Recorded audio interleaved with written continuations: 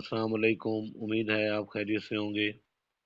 और बाब नंबर 11 तक तमाम वीडियोस की तकमील के बाद आज जो है उर्दू अदब की मुख्तसर तरीन तारीख का बाब नंबर जो 12 है, दास्तान सराय, उसके बारे में जो है, जो अंडरलाइंड हैं, ख़त कशीदा लाइनें हैं जिनको मैंने पेपर के हवाले से अहम समझा है, वो आपके हवाले में कर रहा हूँ, आपको दे रहा हूँ ताकि आपके इम्तिहानात के हवाले से तैयारी हो सके। ये किताब जो है उर्दू अदब की मुख्तसर तरीन तारीख इम्तिहानी नुक्ता नज़र से अज हद अहम है। तो चलिए जी शुरू करते हैं। पहला सफ़ा जो है इस पर जो है इतना कोई अहम सवाल नहीं है इम्तिहानी नुक्ता नज़र से। तो अगले सफ़े पर जाते हैं, 272। तो इस पर भी इतने नहीं है। 273, इस पर भी इतने नहीं है अहम सवाल। तो 274 जो है नातिक परिंदे, बस इसमें भी अहम सवाल नहीं है इम्तिहान नुक्ता नज़र से। और 275 पर देखते हैं कि इधर एक आया है, ये देखें, ये अंडरलाइन है। तोता तोता कहानी का दास्तान गो, तोता और फसाना अजैब का लच्छेदार गुफ्तगू माहिर बंदर। तोता कहानी जो है वो हैदर बख्श हैदरी ने लिखी थी, और फसाना अजैब जो है रजब अली बेग सरूर ने लिखी थी। असल में इसमें डॉक्टर सलीम अख्तर साहब ये बताना चाह रहे हैं कि तोता कहानी जो थी उसमें जो कहानी बताता है वो तोता बताता है, और फसाना जय में वो कहानी जो है वो बंदर बनाता है, बताता है। अच्छा, 275, 276, 276 पर भी इतने अहम नहीं है सवाल। तो 270 पर देखते हैं। हाँ, ये आ गए कुछ अहम सवाल हैं, ये अंडरलाइन है। पहले डॉक्टर ज्ञान चंदीन की किताब है उर्दू की नसरी दास्तानें, यानी उर्दू की नसरी दास्तानें किसकी है? डॉक्टर जियान चंदीन की है। उसमें क्या लिखते हैं? इन दरबारों से वाबस्ता नामवर दास्तान गों के बारे में कवायद मिलते हैं। यहाँ इस अमर का तस्करा खाली और दिलचस्पी ना होगा कि मिर्ज़ा गालिब के यहाँ हर जुमेरात को दास्तान गोई की महफिल बर्पा होती, जो 3 घंटे तक जारी रहती। इस ज़माने में ख्वाजा अमान बूस्तान ख्याल का तर्जमा कर चुके थे। चुनाचे दास्तान गो को सख्त तकीद होती थी कि वो बूस्तान ख्याल याद करके आए, वो बेचारा तमील हुक्म में तैयार होकर आता था। मीर बाकिर अली दास्तान गो, अगरचे मुख्तलिफ किताबों में मुख्तलिफ दास्तान गो के तस्करे मिलते हैं, और वो किसी से कम भी नहीं थे। मीर बाकिर अली ने जो खसूसी शोहरत हासिल की, इसकी बिना पर उन्हें दास्तान गोई की महफिल का मीर मजलिस करार दिया जा सकता है।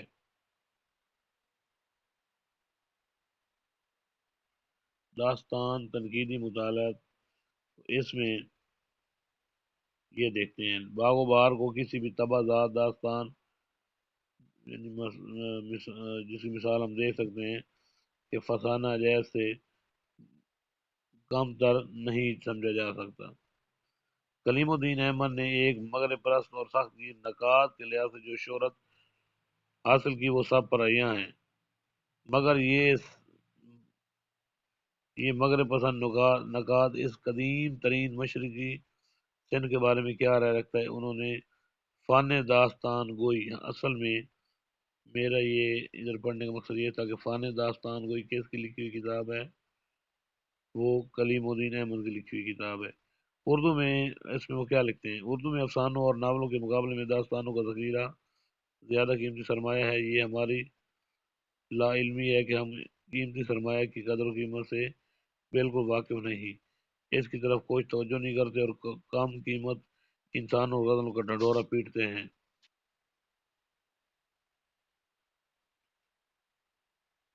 बैरुल कसस दास्तान अमीर हमजा के बारे में बात कर लेते हैं। बेलमूम मुल्ला वजही की सबरस 1635 ईस्वी से दास्तानों का बतौर सिर्फ आगाज किया जाता है। यानी सबरस जो है वो 1635 ईस्वी में मुल्ला वजही ने लिखी थी। इसके बाद फोर्ट विलियम कॉलेज और इसकी निसाबी ज़रूरियात के लिए तहरीर करदा दास्तानें आती हैं, मगर फोर्ट विलियम कॉलेज से हट कर भी दास्तानें लिखी जाती रही हैं। इनमें से कुछ अहम तो कुछ गैर अहम थी।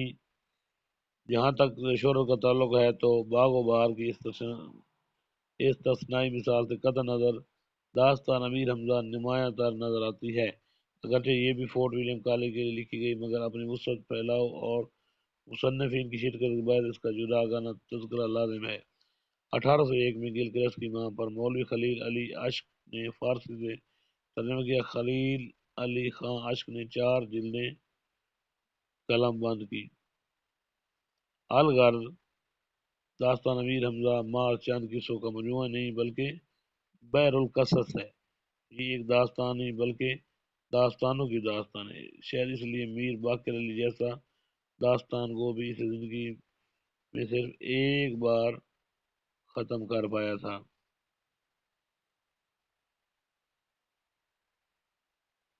محمد حسن عسکری کے بارے میں بہت کچھ لکھا جا چکا ہے، کیونکہ ان کی ایک کتاب پر وقت نے پردہ ڈال دیا، اور یہ ہے انتخاب طلسم و ہوش ربا۔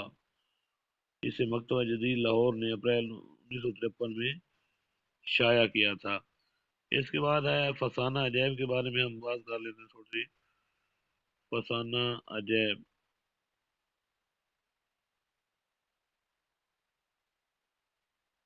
مرزا رجب علی بیگ سرور نے یہ کتاب لکھی تھی، فسانہ عجائب۔ اور فسانہ عجائب جو ہے کیونکہ میر امن کی باغ و بہار کے جواب میں لکھی گئی، اور فسانہ عجائب کو جہاں اہل لکھنؤ نے سر پر اٹھایا، وہاں میر امن کے حمایتی بھی میدان جنگ میں اتر آئے، اور سید محمد فخر الدین حسین سخن نے گردش سخن لکھ کر سرور کی زبان میں سے کیڑے نکالے۔ سرور نے فسانہ عجائب کا آغاز اس شعر سے کیا ہے: مثل ہے مثل ہی سے نہ الفاظ تلازم سے یہ خالی ہے، ہر ایک فقرہ کہانی کا گواہ بے مثالی ہے۔ یہ شعر سرور کے استاد نوازش کا ہے۔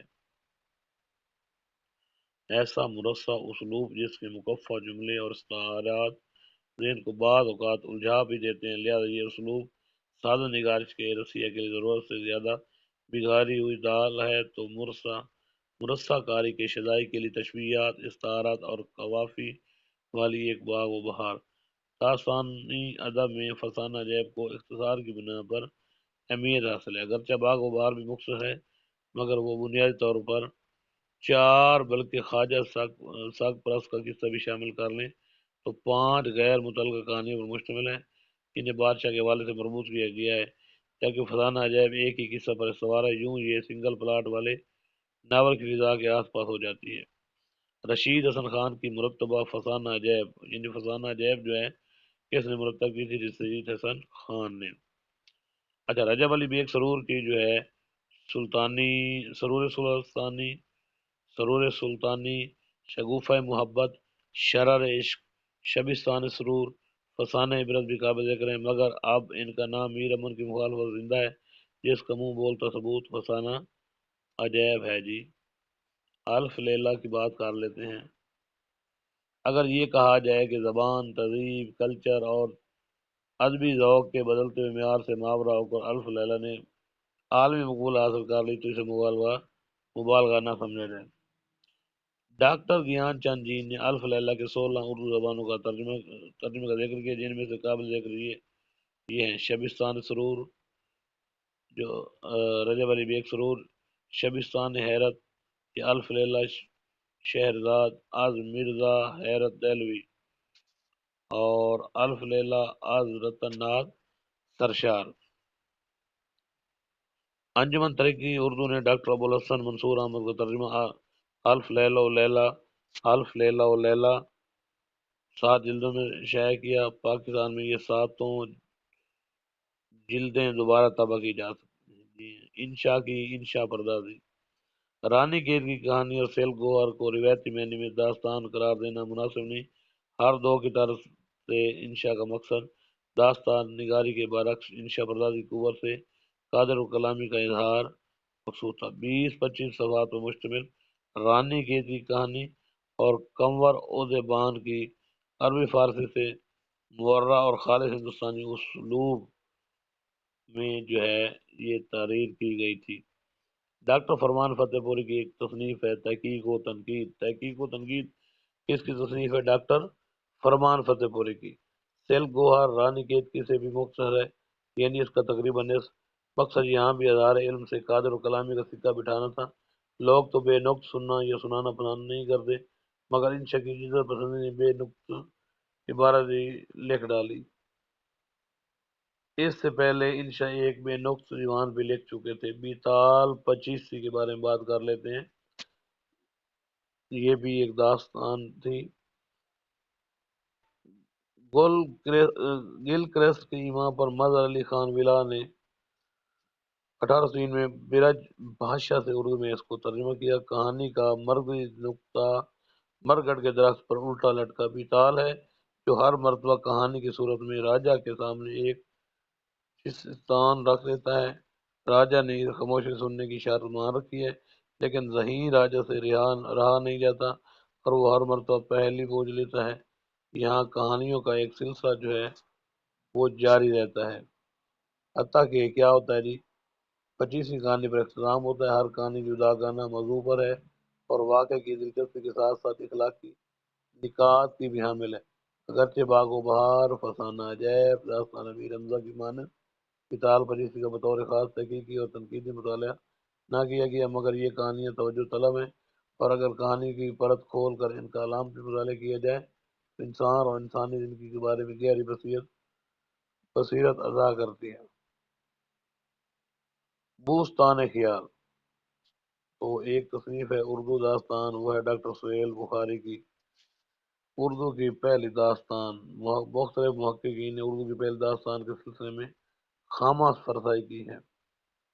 اس ضمن میں ڈاکٹر مسعود حسین خان کی تحقیق اس بحث کو بہت پیچھے تک لے جاتی۔ انہوں نے عیسی خان بہادر کی داستان قصہ مہر افروز دلبر کو 1966 میں مرتب کیا تھا۔ 1988 میں اس کا دوسرا ایڈیشن طبع ہوا۔ انہوں نے اسے اردو کی قدیم ترین داستان قرار دیا تھا۔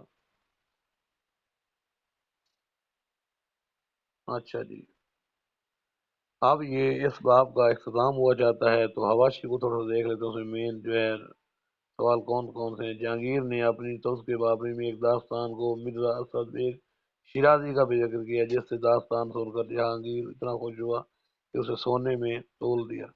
اردو داستان جو ہے کتاب کس کی ہے؟ ڈاکٹر سہیل بخاری کی ہے۔ مرثیہ خانی کا فن کتاب جو ہے نیر مسعود کی ہے۔ بعض میں خوش نفساں شہد احمد دہلوی کی کتاب ہے۔ اور ہماری داستانی جو ہے یہ پیپر میں پوچھا جا سکتا ہے کہ کتاب ہماری داستانی کس کی ہے؟ تو وقار عظیم کی ہے۔